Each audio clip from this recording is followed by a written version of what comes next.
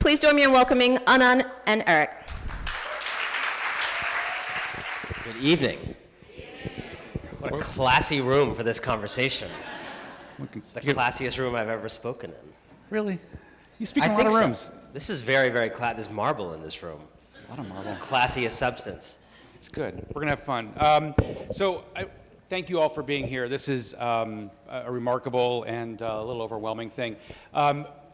So we talked a little about people's liberty, but I think what today kind of came to personify in some ways was this notion that we're living in a really interesting and at the same time generous time, but also in a really unequal time. And these conversations that we're having up the street, and then the conversations that we're going to have tonight, it's just like, let's dig into that a little bit. And so the gentleman sitting here next to me, Anand wrote this really brave, bold, troubling, hopeful, challenging book, which is the third book, but it's the book we're going to talk about tonight. And I think there was just, we thought this was the right culmination for the work we've been trying to do at People's Liberty, to sort of bring these topics to bear. So we're going to do a little bit of a James Lipton thing. So you were born in Cleveland, so welcome home, I guess, to Ohio.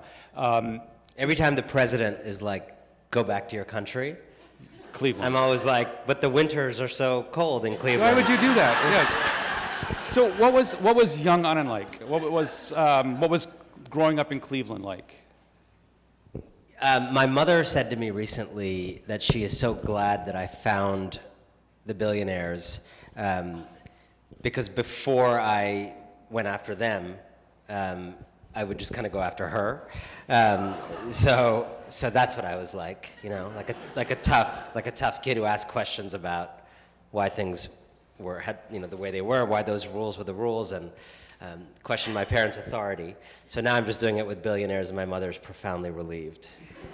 Did you talk about how was money or power, was that a conversation growing up, or how was that treated, I guess is the question. I think in many ways I grew up with a very common immigrant family narrative that is a very limited narrative, which is a narrative about we came to this country with nothing and then we made it work, and there's an implied, it wasn't explicit, but in that narrative there's an implied like anybody can make it work, right? And that was the story of my family and a lot of families I knew that had that kind of different immigrant background. And a big part of my education has been, as a writer, as a journalist, as a person, has been realizing the falsity or the limitedness of that story. And for me, interestingly, it was a reversal of my parents' journey that helped me see that more clearly. I had never lived in India, where they came from, even though I was one of the original Cleveland Indians, as my father always called us. I know, that's how he'd introduce us at like his office parties. And I know, it was tough. It's amazing that I'm still here. But I'd never lived in India. We'd visited every now and then. But, you know, the first thing I knew about India was that my parents had chosen to get out of it. So that's not like a tourism brochure. That's not a great advertisement. Like, the two people you love the most thought, I shouldn't stay here. So that colored my impression of India as a child, my idea of India. Also, India helped that narrative a lot with the way it was, frankly. It's a hard place for most people. And it's striking to be 5 or 6 years old and little children your age banging on the glass in Delhi and Bombay, and something you just have not seen in that same abjectness in this country. And it's a very jarring thing. And for a whole set of complicated reasons, I got some great advice once I was a teenager, wanted to become a journalist, mentored by a journalist at the New York Times when I was in high school, who said to me, if you want to become a journalist, go out into the world and like collide with the, don't stick around New York and Washington trying to get internships and submit 2 freelance pieces a year. Like, go far away and learn about things other people don't know, places other people don't know, and have something to say that, you know, other people don't. And so I thought about where should I go, and it slowly dawned on me that I should go to a place that I have this troubled relationship with, India. And it was the best decision I ever made, because uncomfortableness, as we're exploring tonight, is a very fertile thing. I didn't like that country, but I was curious about that country. That country has also, you know, made me. And so I went there. And I tell you this because if there was ever a society in history designed to shatter the narrative that people end up where they end up because of their effort and hard work, or lack of it, it is India. Right? You take the most right-wing, libertarian person to India, and you say, really? You think everybody here is in where they are in this situation? Because like all of these people, except those 5 people, all of them didn't work hard enough? Right? In America, the numbers are such that you can live that lie and live in the right suburb and sort of think it's true. You're still wrong. But it's possible to construct a life in America where you can live with the thought that everybody is where they are because of what they've done. In India, it is impossible to have that thought. Right? And so it was such an important, I became a journalist there, and those are the stories I was telling, and I was going into people's lives and reporting on their stories, and it just helped me really see past that family narrative, and it's been a consistent theme of my work ever since. My first book had a lot to do with that. My second book was about, you know, racial divide in America, and had a lot to do with that, and the idea that this story that we make our fate is so manifestly contradicted and more contradicted. I mean, it's always been contradicted in this country, but it's becoming less and less true of us, even as more and more of us cling to the story. And in some ways, the path that led to this book was trying to ask what other stories we can tell to actually achieve the kind of country in which more people are able to make their own fate. So you bring up stories, right? I mean, the book is a great collection of stories. For those who haven't read it, highly recommend it. The first one, we might as well just jump into this. We're not going to have like the whole 50 minutes or whatever it is be a book report. So we're going to like get some of the good stuff out of here, and we can talk a little bit. So, but the first story is about Hilary Cohen. Can you tell me a little about her, or tell us about her story? Yeah. So, just to step back a second, you know, I think the question animating this book, that's not before I reported or wrote it, that just motivated me was, why is it that we live, and I'm sure it's true in this city and it's true all across this country, why is it that we live in this time in which rich and powerful people are everywhere seemingly trying to change the world, do good, give back, make a difference? Every rich person has a foundation. Foundations are the new Birkin bags. You know, there's no company doesn't have some tab on their website prominently, community, CSR, living with health. The worse the company you are, right? Like if your business model is making people's lives shorter one way or another, then you're going to have a really community-minded tab. Like the worse you are, the better the tab. Young people on elite campuses like want to make a difference, say they want to make a difference, start social enterprises. The finance industry, right, as mercenary an industry as exists, now says, you know, we have to have impact investment funds, double bottom lines, triple bottom lines. Basically, to summarize, like everything Bono is involved with. You take all that stuff and you say, how is it that all that stuff by all that group of people, that plutocratic class, how come that coincides, interestingly, with an age in which that same plutocratic class has been grabbing more and more of a share of the wealth and power of this country? That's kind of interesting. Like, if they're so interested in generosity and sharing and opening up the country, you'd think that their share of the nation's new income wouldn't be increasing over time, it would be going down. If they were so interested in some of these things that their foundations and impact funds talk about, and the tote bags and whatever, like maybe their share of the wealth in this country would be going down, but it's going up. If they were so interested in equality and justice, maybe they would be for things like a wealth tax, not doing what they're doing this week, which is all of them having a massive plute freak out about a wealth tax. And as of tonight, Mike Bloomberg looks like he's now entering the presidential race to prevent an anti-Second Gilded Age candidate from winning.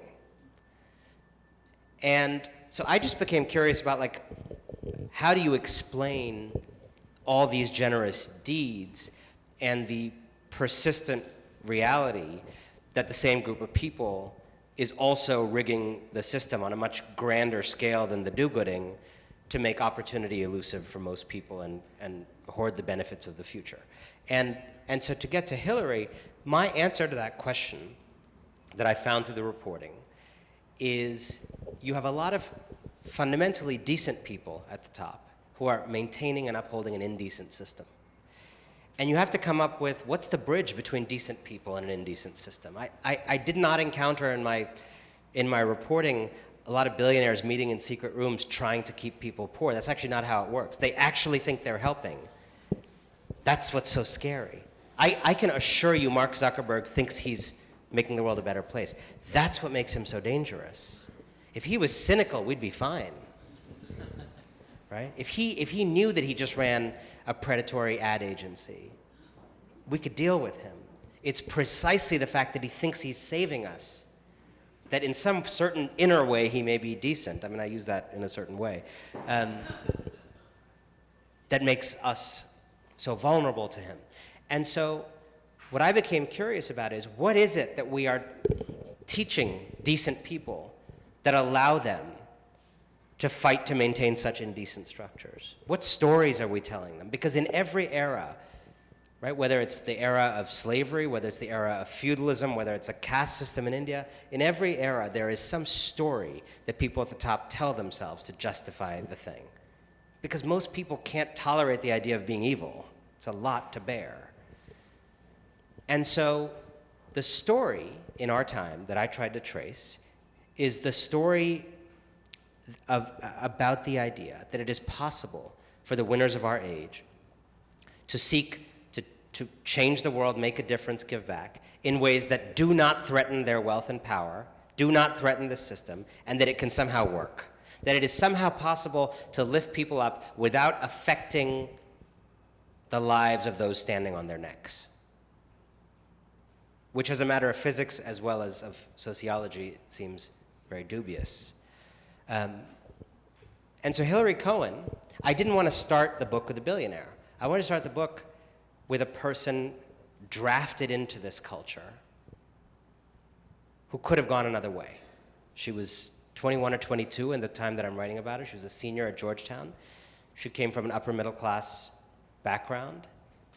She, like many young graduates on a campus like Georgetown, wanted to make a difference, wanted to change the world, wanted to start a social enterprise, wanted to give back, wanted to work on racial equity, blah, blah, blah, blah, blah, right?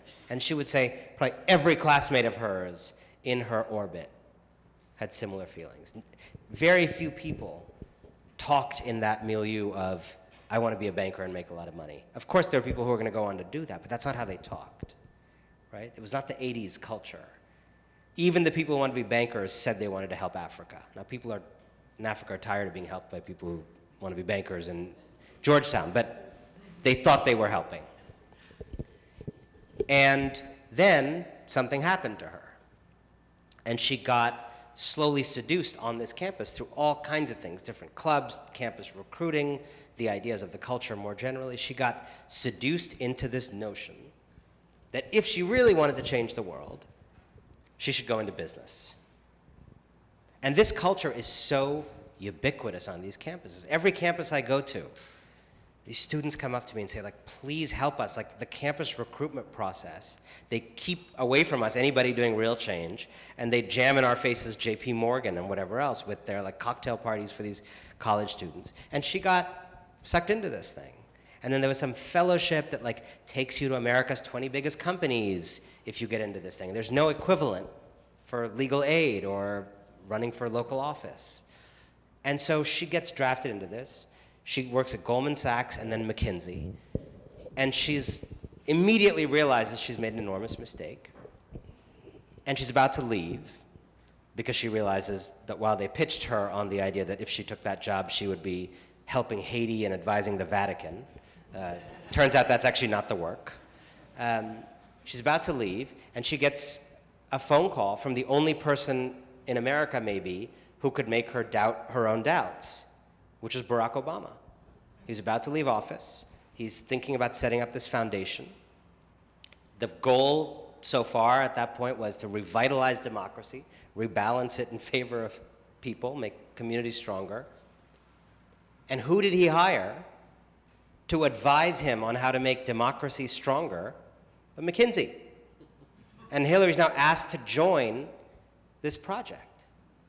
And she thinks, I think Barack Obama is getting seduced by the same fraudulent culture that I got seduced by. On the other hand, of course I'm going to work with Barack Obama. So she joins the thing. She ended up leaving McKinsey for the foundation and doing other stuff later. But it was an illustration. The reason I started the book with it is she was a good and decent and socially concerned person. She wasn't a plutocrat trying to protect billions of dollars. And she got drafted into a culture that was a lie. And she was lucky enough that she saw her way out of the lie. But many people don't. And I believe that lie, the lie that you can kind of have your cake and eat it too, that you can fight for justice in an age of plutocracy without ending plutocracy, is the lie behind so many of the facts of our age, and the fact that we have this kind of president who is able to prey on a culture that is clearly having multiple organ failures if someone like him can get anywhere near that office. Okay. No, that's awesome. And you just like, now I have like 2 questions left because we went through. No, I think we're okay. No, this notion of that, the Mark Zuckerberg comment about how, well, he doesn't think he's doing bad, but this difference, like, is this malevolence or is this just naivete or is this or is it both? You know, Paulo Freire had this line about, there's a kind of, he talked about this thing called aspirin practices, which are like palliatives you give the public to just relieve the headache so they don't realize they have cancer. A lot of what I'm writing about in a sense is aspirin practices. And he kind of addressed this question of like, wait, are you saying the aspirin practices are like evil? Are they like evil scheming to give the public aspirin? Or do they think they're helping the public? They don't realize the public has cancer? Like, and his answer was, there's a spectrum from the naive to the shrewd. It brings together the naive and the shrewd. So I'll give you my version of that I've seen in the reporting. And I'll oversimplify it a little bit. I think you have both. And sometimes it's mingled, sometimes it's separate. When I spend time on Wall Street interviewing people, generally and this is actually a thing I like about Wall Street, although I don't like Wall Street a lot, there's a straightforwardness there. So on Wall Street, a lot of the do-gooding is pretty clearly understood by themselves as being part of the business model and part of their continued dominance, right? Like, they created the financial crisis in 2008.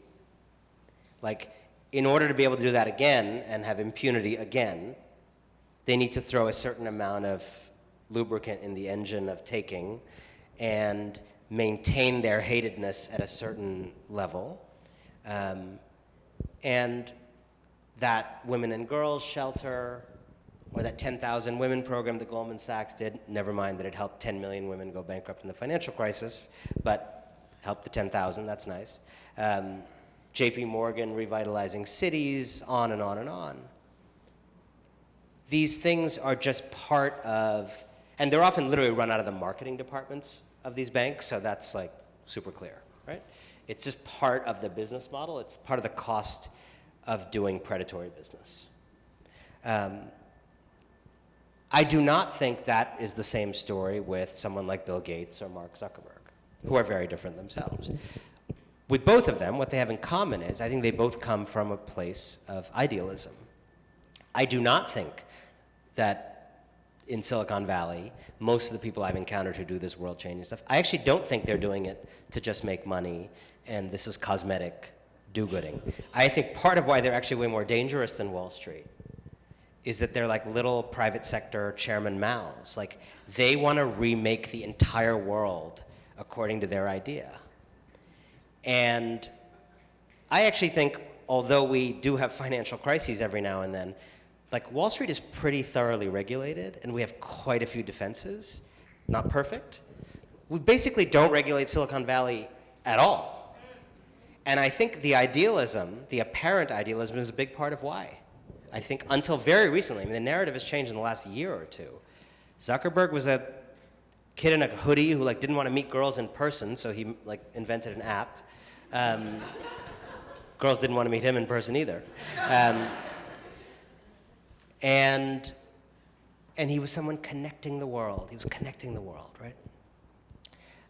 Bill Gates made the personal computer for everyone, this and that.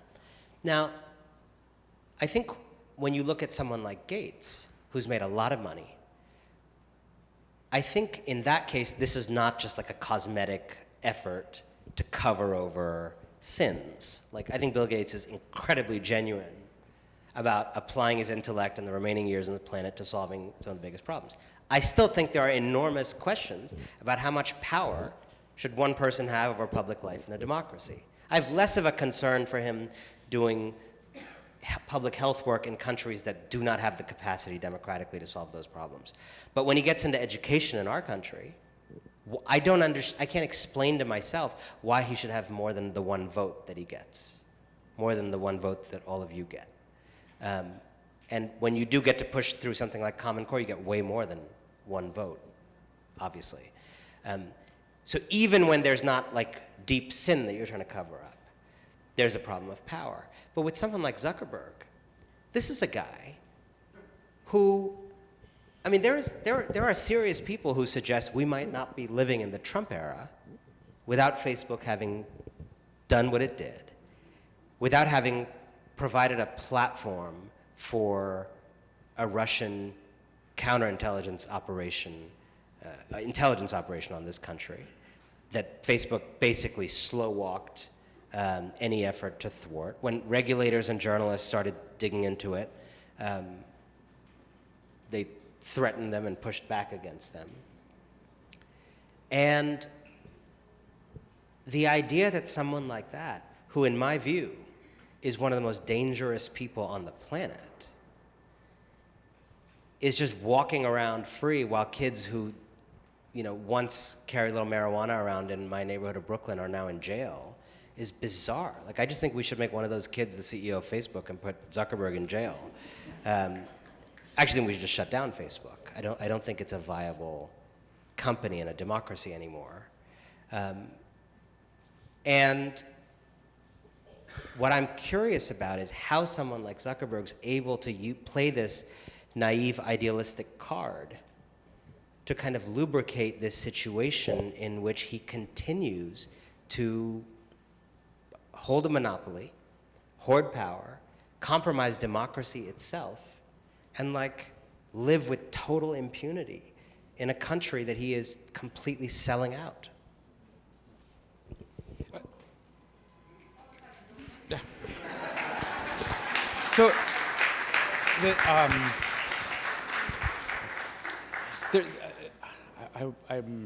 a bunch of questions in here. I'm going to try to boil it down to one. There's this attack on democracy. It's like democracy is kind of fighting with its hands behind its back a little bit. I feel like, and you talk a little bit about this kind of like this two-phase kind of like attack or operation on the rise of business and then the depression or holding down of government a little bit. Can you, like, it seems like there's something related to a Zuckerberg ascendancy and the lack and sort of democracy's inability to deal with that? Yeah, so a lot of what I'm talking about is a lot of like is kind of like woke capitalism.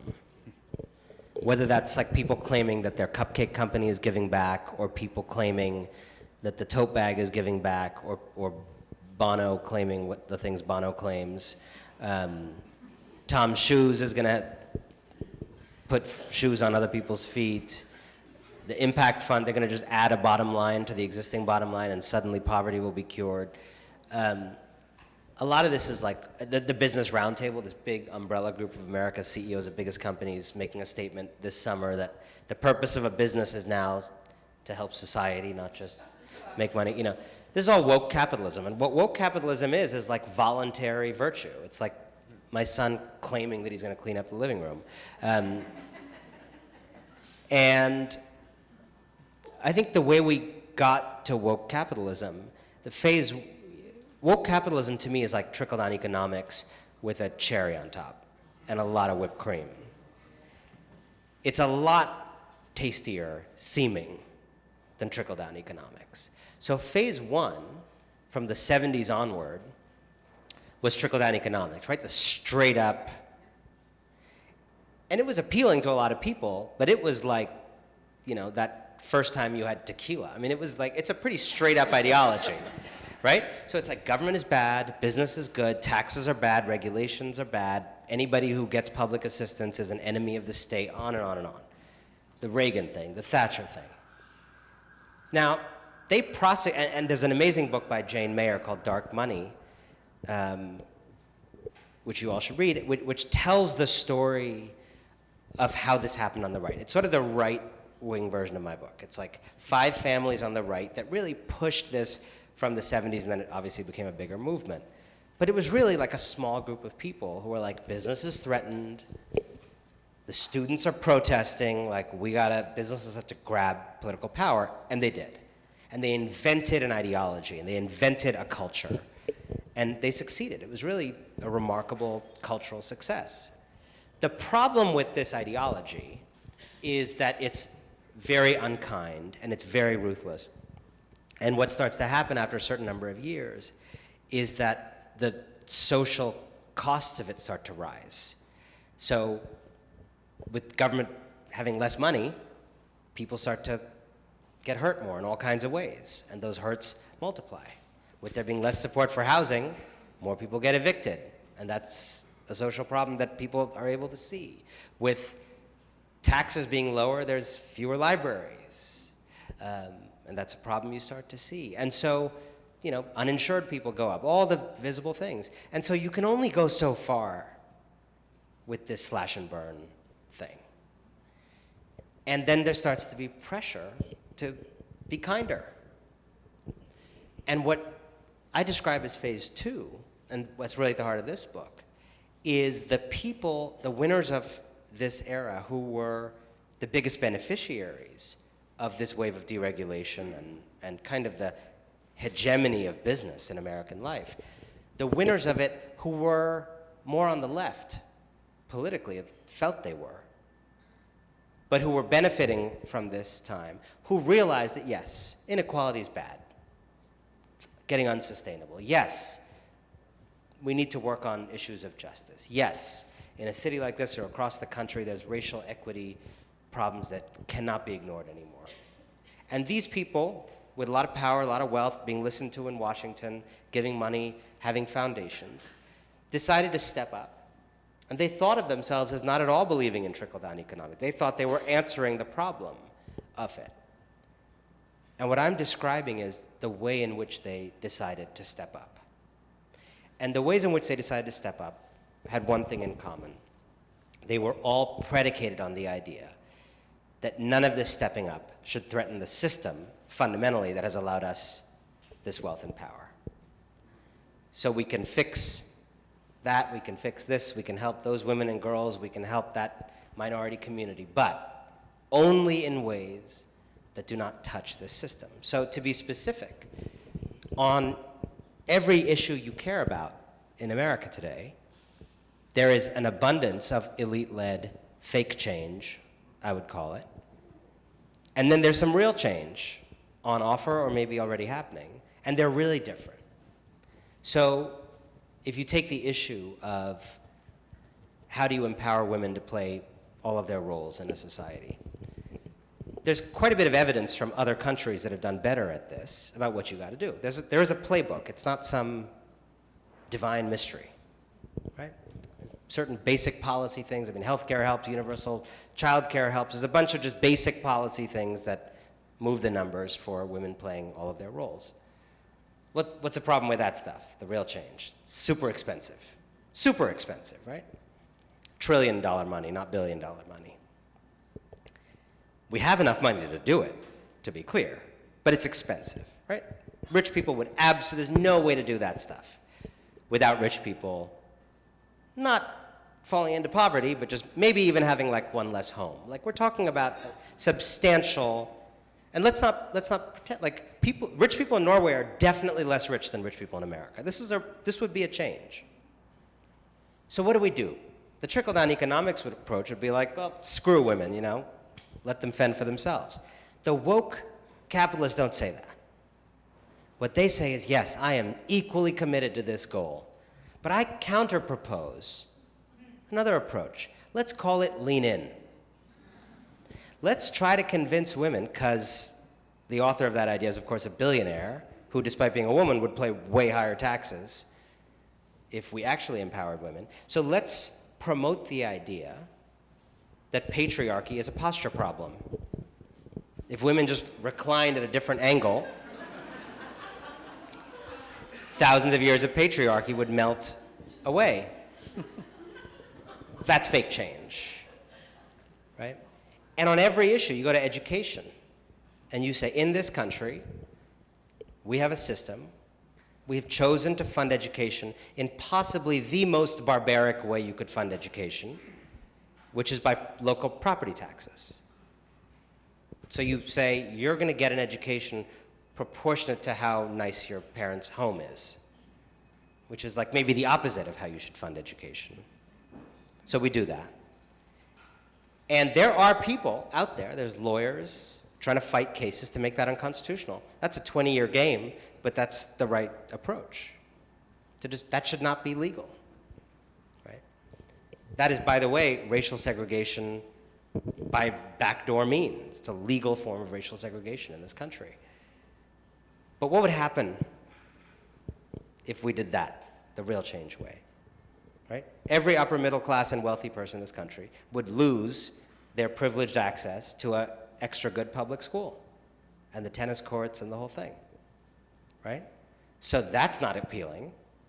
But again, the trickle-down economics people would just say, well, you know, fend for yourselves. No, the woke capitalists come back and say, we hear you. We need to make education more equitable. So I'm going to create one charter school for 200 minority kids in this community. Not quite in this community, like a little bit far from this community, but like pretty close to this community. And as Darren Walker, who runs the Ford Foundation, says in my book, he's like, you know, and they like to go brag that they got 3 black boys into Yale and their work is done. And so the role that the fake change plays is serving as a substitute for real change. It's not a gateway drug to real change. It's not the first step to real change. That's what often they say. That's often what people will challenge me with. Well, we just start with this charter school and then we get to equity. No. Lean in, the charter school, all these different, the tote bag, the environmental little nudge you do that prevents you from having to think about a carbon tax. All of these things are forms of change that fundamentally change nothing. And I believe there are a whole bunch of people, and that was part of what you were doing today, out there in our communities who for a long time have been beating a different drum about different types of solutions, who have not been listened to. And the reason they're not being listened to is the phony religion that says that their kind of change, which involves the redistribution of power, is bad, and that real change involves win-wins. And I kind of wanted to just slay the win-win theory of change and suggest that that other theory, the less appealing theory to those in power, is actually the only plausible theory if you think about it. Thank you. So, speaking of power, I mean, because this is a book primarily about power and who has it and who doesn't have it. A lot of the solutions. Thank you for not putting a solutions chapter in there, like how to solve social equity in 6 days in 6 ways or something like that. We don't have that, which is good. We'll go back to that in a second. But there is a sort of a bias that the solutions that should be pursued are sort of public sector or government, sort of government-focused solutions. And I'm trying to think of, I mean, there's been a lot recently about how it keeps coming up and up and again about, it just feels like government is like captured and corrupt as much as maybe the power in private sector is sometimes. I mean, it's not quite as representational as it may or should be. So why should we, how do we trust in a potentially captured and corrupt government that's currently? That's precisely the reason to go fix government. And you don't fix government by working at Procter & Gamble. No offense to the, big, giant company. So, like, when your family is dysfunctional, you don't join another family. Hopefully. I mean, you try to make your family better. You try to heal what's broken. You try to talk to people. And the difference between government and a company is that it's totally fine if companies die and are replaced, but that's what's supposed to happen in the market. Government is not like that. Government is a set of collective institutions we've built to take care of each other. And you don't, it is more like your family than it is like some restaurant that's, you don't keep going to a restaurant that serves bad food out of loyalty, but you do stick with your family when it serves bad food. And so, government is just the people who we most recently elected. And while it's easy to despair in this moment, like, a lot is changing and has changed and continues to change. But when most of our most talented, capable people feel it's a more worthy life to go build apps in Silicon Valley than run for office, we have a problem. When, nobody who could do anything else would become a civil servant in Washington, whereas 50, 60 years ago, that was the most prestigious thing you could do, we have a problem. You get the government you are willing to fight for. And too many of us just look down on that life. And the reality is, on whatever issue you care about, and to be very clear, like, I'm not suggesting that these glasses should be made by the government. Like, in this country, as in, every country in the world, maybe except North Korea, the private sector will continue to do 99% of things and transactions in society.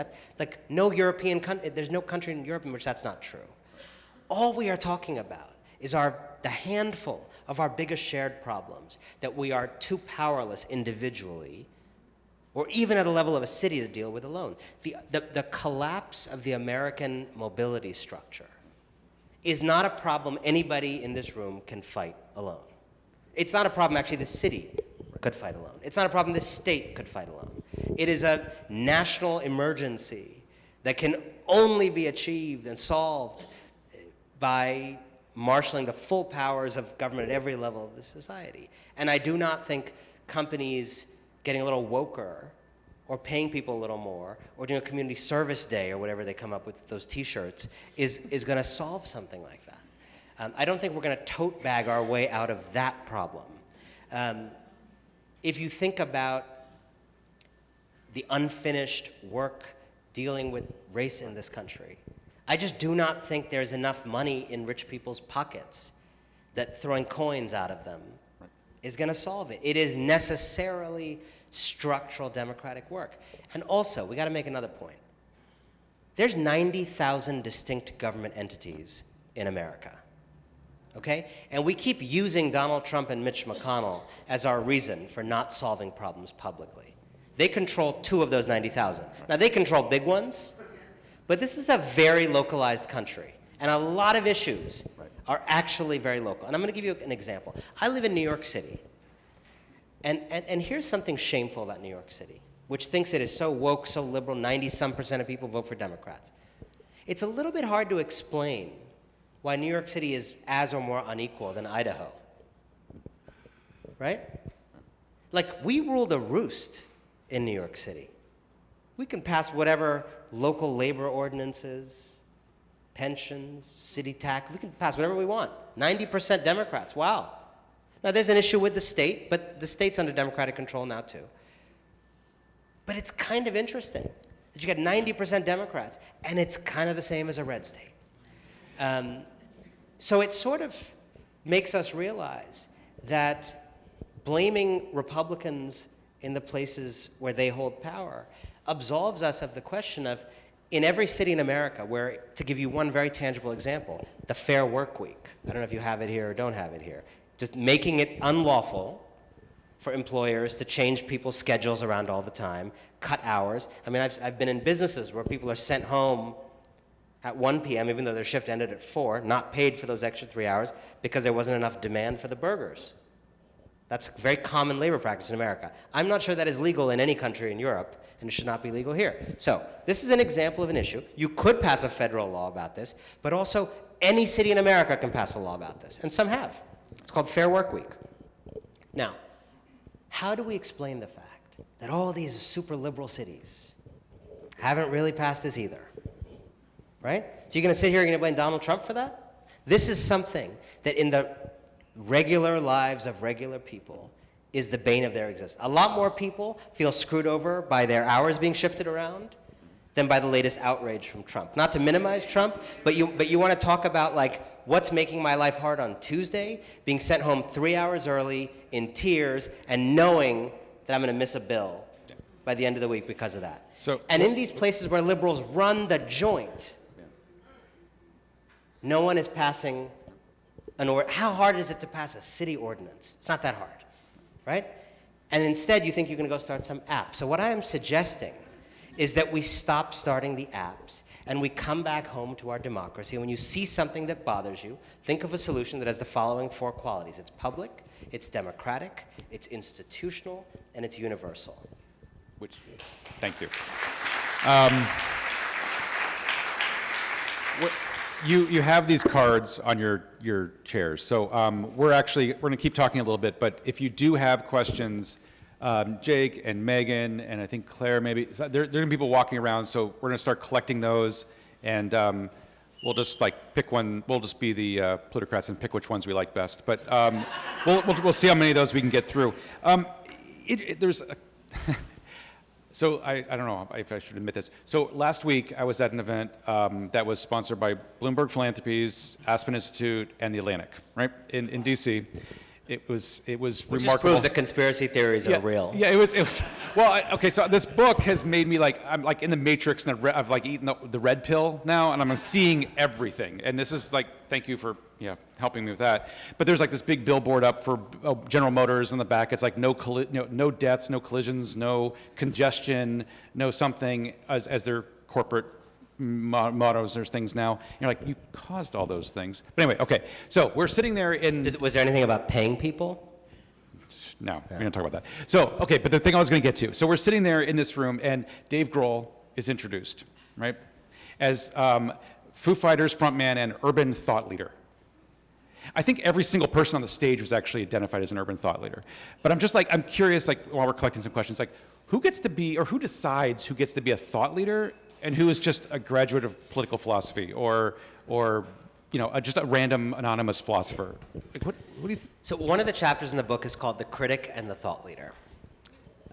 And one of the mysteries, one of the kind of things that I needed to try to figure out when I was trying to go back to the earlier thing, think about how do decent people uphold an indecent system and believe they're doing good, is it requires the help, a big assist, from faulty ideas, right? You need, there needs to be a body of ideas out there so that Sheryl Sandberg actually thinks Lean In is an adequate response to patriarchy. Because I do not think she is sitting there thinking, I'm going to screw over all these women. I think she absolutely thinks that this is the right thing. Someone has to generate the things she's reading to come to that profoundly wrong conclusion.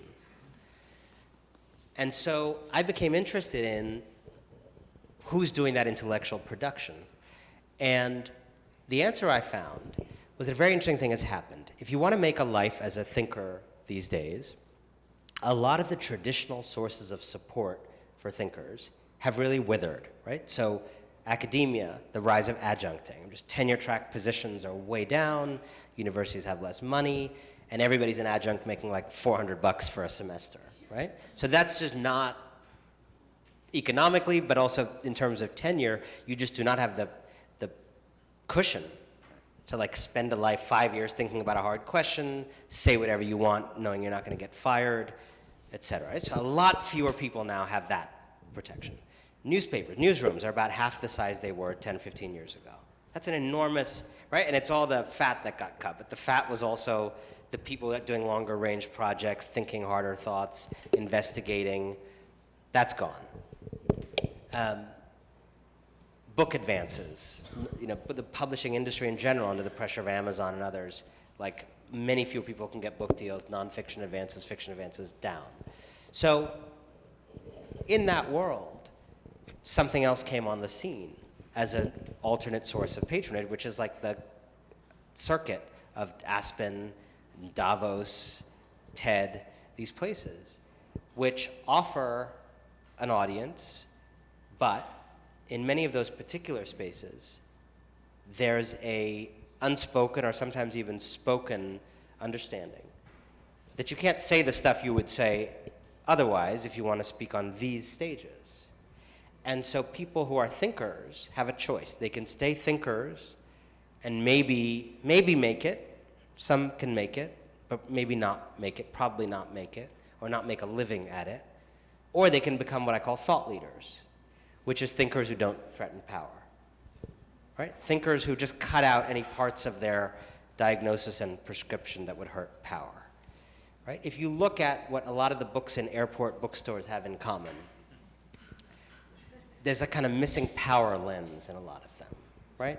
Human history is getting better and better. This is the best time to be alive. Like Steven Pinker, Jared Diamond, these kind of dudes.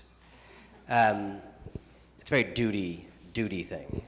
And I write about a couple of thinkers in my book. This book's a lot about grappling, and I write about a couple of people who actually grapple with, who were serious thinkers, who were saying harsh things, and then maybe just as an experiment said a slightly different thing that was less hostile.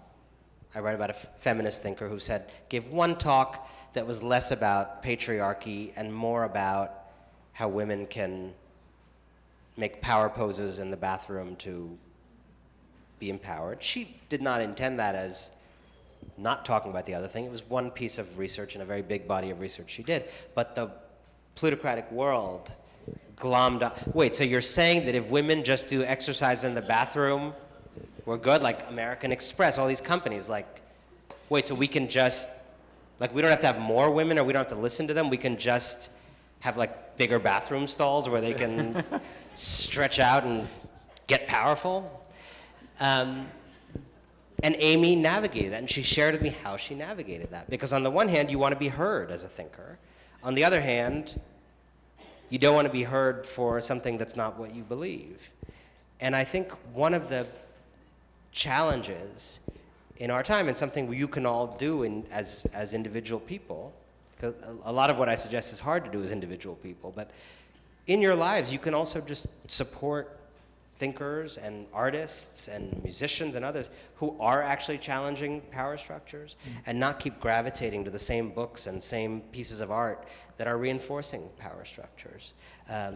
And give support to the thinkers and the critics and the kind of people making plays that challenge the way you see. So, I mean, talking about getting heard, this is, I've been out a couple years now. You're obviously like talking about this thing. Do you think you're being heard, and you're getting into the rooms? Do you think the right people are in those rooms to hear really what you're saying, or do you think it's... My definition of the right people is not the plutocrats. I mean, I want to end the plutocracy, right. So the right people to me are not the plutocrats. Well, they're going to overhear the conversation, to be sure. But what I am trying to very simply do is suggest to most people who are not plutocrats, which is basically everybody except the plutocrats, that what's that line? There's more of us. That if we stop outsourcing the changing of the world to the people with the most to lose from change, we might actually start changing some shit. And when we put foxes in charge of hen protection, you're just going to get fatter foxes. And when you put people who would pay a disproportionate share of the cost of reform in charge of the Reform Commission, what you're going to get is stasis.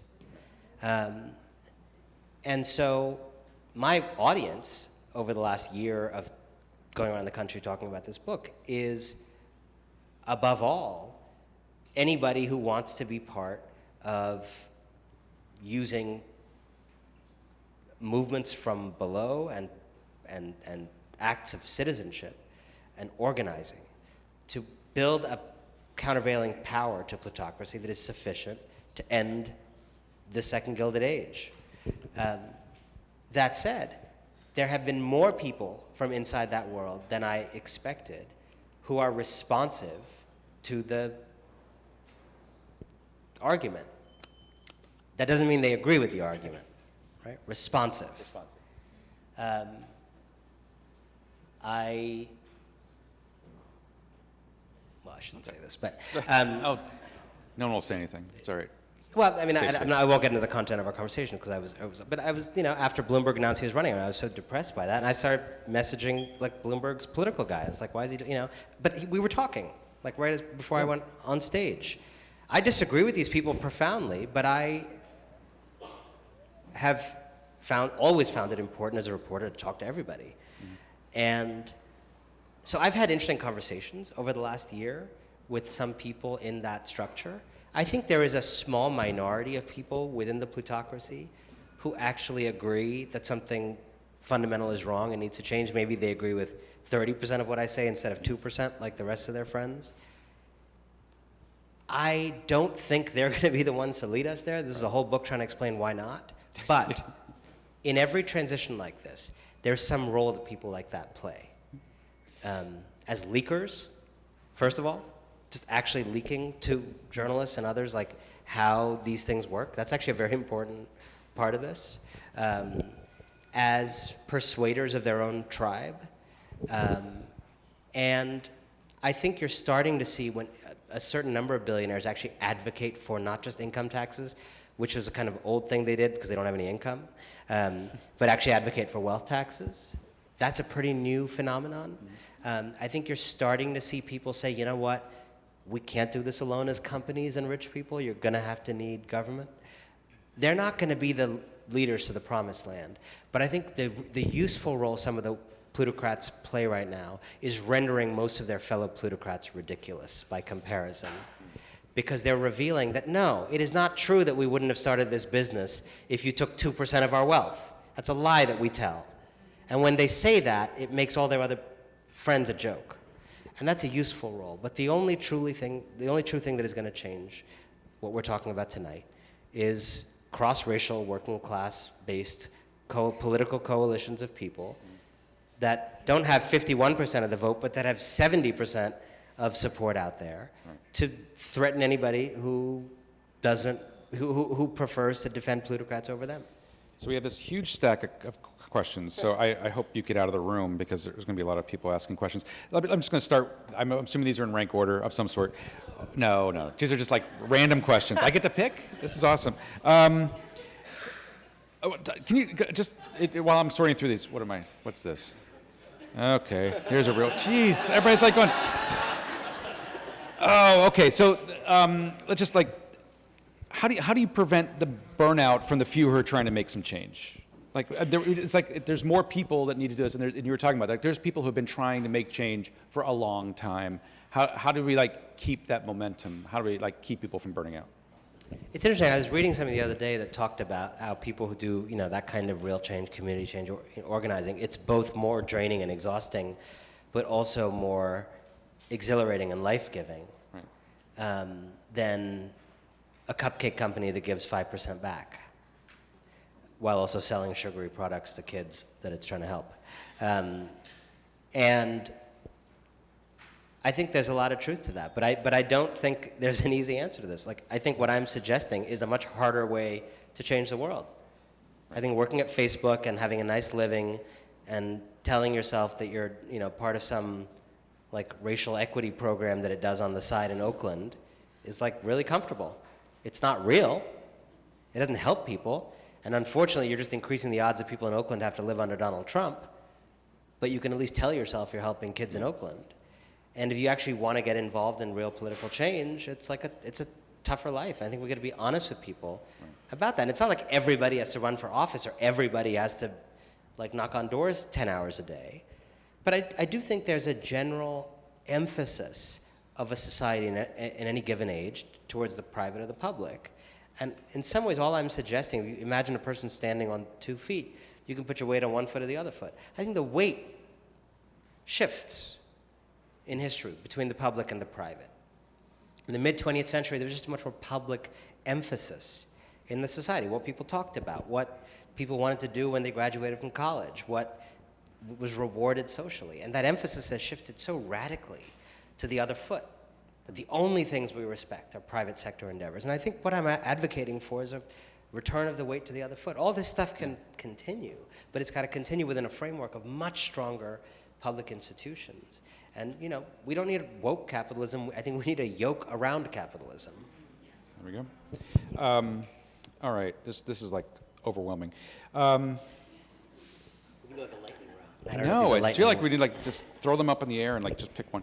Okay, so the book's been out for 2 years, right? Is there something? 1 year. A year. Okay, and now in paperback. Congratulations. Is there something that's is there something that should have been in there now, 2 years out or a year and a half out, or maybe the flip side? Is there stuff that you put in there you're like I probably shouldn't have put that in there? No, I don't think there's anything in there that I shouldn't. I mean, I think there's always things you wish, you could have put in there. I mean, this book, So what would you have- any book. I mean, this book's probably about 100,000 words. You probably write 500,000 or 600,000 words to get this 100,000. All the false starts, cut chapters. I mean, there's one chapter in this book that's I went on a cruise ship with 3,000 world-changing entrepreneurs so that you don't have to. And there were actually they were so ridiculous that I actually had 3 chapters about them. And I really felt it merited the full 3 chapter. I mean, it was a lot. It was like 3 chapters out of 10 about one weekend on a cruise. But I was like, these people are ridiculous. They embody the whole thing. And then I was like, that's it's too many chapters. Yeah, so probably a few. There's some deleted chapters.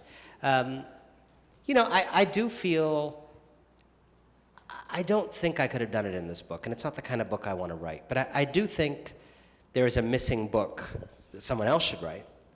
That this book makes people want to feel they had, which someone else here tonight should take up, which is okay, how do I make the other kind of change book? Now, it's not what I do. I write narrative nonfiction. I write stories about people in these larger forces. There's a million people who do that better than me. But I think there is a lost literacy around change making that is a consequence of the age of markets. While we've been telling this story about business heroism, we haven't been telling young people in particular other stories. And you have some amazing protest movements out there, but you frankly don't have enough of them. And the fact that Donald Trump has actually not resulted in the full shutdown of life in this country, even one time. I was going to add, that was a question that did come up. We don't see yellow vests. We don't see the scale of Hong Kong. Look at the Hong Kong thing. This is and just crazy. not to minimize the situation of Hong Kong. No? The Chinese state is a very serious thing, but that started because of an extradition law. Santiago, 4 cents on. Everybody, no, I don't know everybody, but most people in this room probably think we are, under the Trump presidency, a couple drinks away from maybe losing the country. Now, the fact that so many people can feel that, and we haven't had one day where the whole country, or large parts of the country, looks like Hong Kong, is mystifying to me. I go to campuses all the time.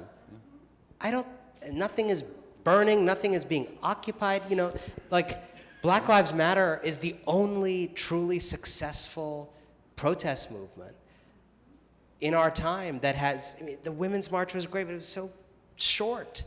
And there've been occasional repeats. I'm talking about why is it possible to go to work in America every day of the year and not have the streets completely blocked if we really feel about this president what we all say we feel about him. And I don't know the answer, but it's very distressing. And not to minimize something like Vietnam, which is a different kind of thing, where you have so many people dying and people's friends dying and family members dying. That is as grave as it gets. But I actually think a smaller fraction of people in that era felt that the country was about to be lost itself. And yet, everything was affected by it. And a wonderful book by a wonderful writer, Gia Tolentino, this great new book, Trick Mirror. She talks about this. She says, that we have been lulled into kind of thinking that clicking is the same thing as joining. But clicking is actually not joining. And when we are online feeling civically active, and she details how these platforms are built to make you feel civically active when you swipe your index finger on them for 20 minutes, what you are actually doing is donating your attention, the most precious thing you own, for free to a for-profit advertising company that is a monopoly, a surveillance-oriented monopoly, that is fueling polarization and the underlying conditions that allow Trump to be possible. But you're getting a simulated sensation of being civically active.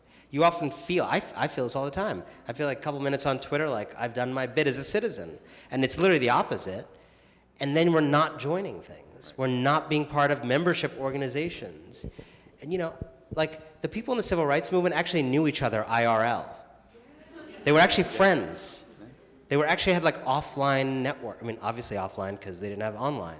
And I think we've just forgotten that heritage and need to really reclaim the idea of IRL joining. So this is,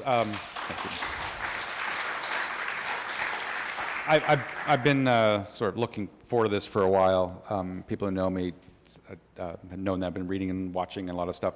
I guess You even have the badge. I even have a little Plute's gonna Plute button. I learned how to make a button, little button maker. It was awesome. I have a couple extras here. Anyway, I tweeted a picture of that button a little while ago saying the exclusive first look at the Michael Bloomberg presidential campaign badge. Plute's gonna Plute. Okay, so last question, because we unfortunately we need to move. I don't know why. I don't know. I probably would stay here all night, probably. So the biggest fear, if we don't get this right, or we don't make this change? I'll tell you the biggest fear and the biggest... what's the biggest opportunity? The biggest if we fear get and the this right? biggest hope. Let's do the fear first. I think the age of capital, which I would define as a kind of roughly 40-year period that we've been in since 1980 or so, I think it's on its last legs. I mean, it could have another 2 years, another 10 years, it could have another 20 years, but I think fundamentally, so much of what you're seeing, frankly, on the right, Donald Trump was not a classic neoliberal candidate. He became a very neoliberal president, but he ran against financial capitalism also, which should tell you something about the state of people's relationship to the economy. And then on the Democratic side, 2 of the top 3 are not neoliberals. So, and a centrist like Pete Buttigieg says we got to end the era of neoliberalism, even though he wouldn't. Like, that tells you how far the consensus is shifting. So I would view the age of capital as doomed. I think what we are in a race for is like, what's the next era? And I think there's 2 big contenders. The good one is the age of reform, which is what I'm advocating for. And it's exactly like what we did 100 years ago, the progressive era, the New Deal, but better, but more inclusive. And building common institutions that solve these problems at the root for everybody. The age of reform is competing with a second replacement possibility, which is the politics of blood and soil. And you got to remember, we are lucky that Donald Trump is an idiot. There's many people out there waiting in the wings. Tucker Carlson is a good example, who are literate people smart people with the same philosophy. We've forgotten how lucky we've gotten that Donald Trump barely can read. I'm actually, I heard this from someone who's a very close friend of his. Says, this guy actually can't read a full page of paper. And so his ability to deliver on his evil agenda is limited.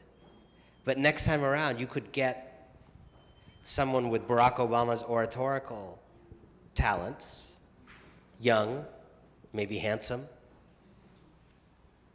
and this set of ideas. And then we're in trouble in a way that's even deeper than this. And so there's a race between the age of reform and blood and soil 2.0. And so to me, the fear is that you get a Bloomberg in the race, someone seems decent enough, and you just keep running out the age of capital so that people get so angry, so polarized, lose so much faith in the country. There's a sense of scarcity that leads to the racial resentment that fuels the Trump movement, that the blood and soil future wins. And that's a very real possibility right now. The hope Let's do this. is I see a turning in our conversation in this country. I've been having a version of this conversation in every part of this country for the last year. And I have a lot of data from just talking to people. And I think a lot of the fantasies of the last few decades are no longer believed by people. I covered Bernie Sanders for a Time magazine cover piece, and I was there in April, and the piece was in June. And I saw all these guys who you just look at them physically, like beefy, older white guys from the Midwest, who do not look like they would be attracted to a Jewish socialist from Vermont, but were there. I was like, why are you here? Do you like socialism? No, I don't like socialism. Fuck the socialists. But they have been so shafted by all the stories that we've been telling that they're open to new possibilities and new stories. And what gives me hope is that 100 years ago, in the first Gilded Age, we were in a situation quite like this. New technologies, amazing innovation, great new fortunes, but many, many people left behind. Most people left behind. Vast and widening inequalities. And a bunch of problems that couldn't be solved by people working a little bit harder or communities being a little more generous. And we ended that Gilded Age. We came together and we did things like getting those children and their little fingers out of the factories and granting women suffrage, and then women organizing, now that they had suffrage, to pass any number of progressive era, New Deal era legislative things, protecting workers, unions, all of that. Not having antifreeze in medicine, which used to be okay until we created the FDA because there was antifreeze in medicine and that was considered normal. It's not tasty. And so we did this before. We can do it again. We have been told a false story about how you make change, but we know how you make change in this country, and no change worth making is made the way they tell us. It is made from below, it is made through movements, it is made through democracy, and it's time we came home. Thank you. So,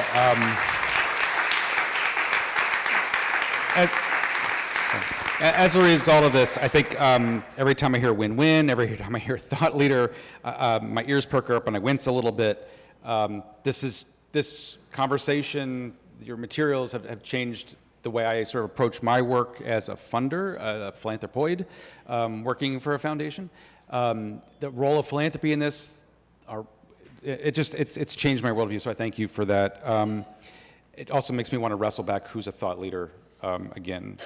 So it also, one other thing, I guess it does also make me question when people come up with a solution that you say that is to make change without changing power. And so I thank you all for being here. I hope you'll join me in thanking Anand Giridharadas for joining us. Thank you.